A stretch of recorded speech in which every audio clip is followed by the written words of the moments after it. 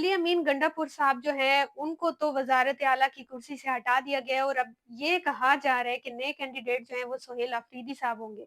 तो ये भी कहा जाता है कि सोहेल अफ़रीदी साहब जो हैं, वो सबसे कम उम्र वज़ीर आला होंगे। तो साथ ही अपोज़िशन जमातें जो हैं, उन्होंने भी अपने सर जोड़ लिए हैं और वो ये चाह रहे हैं कि जिसके नंबर पूरे होंगे, वही जो है वो वज़ीर आला बनेगा क्योंकि तहरीक-ए-इंसाफ के काफ़ी सारे कैंडिडेट्स हैं जो आज़ाद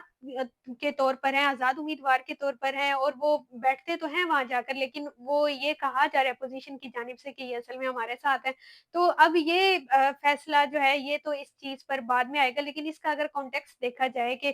क्या वजूहात बनी जिसकी वज़ह से वज़ीर आला अली अमीन गंडापुर साहब को इस्तीफ़ा देना पड़ा। वो ये था कि पिछले दिनों अलीमा खान साहिबा और अली अमीन गंडापुर के बीच में काफ़ी ज़्यादा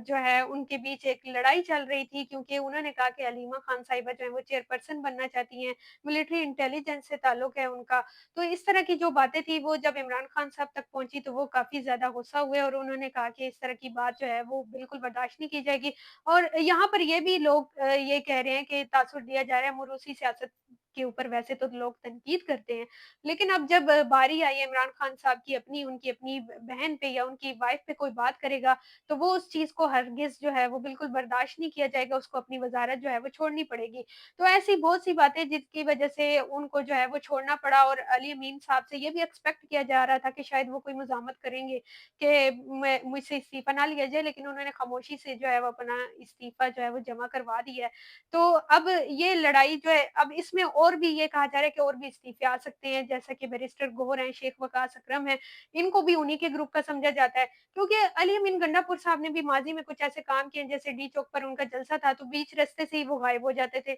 और फिर बाद में उसको किसी और तरीके से ही वो जस्टिफ़ाई करते थे जो कि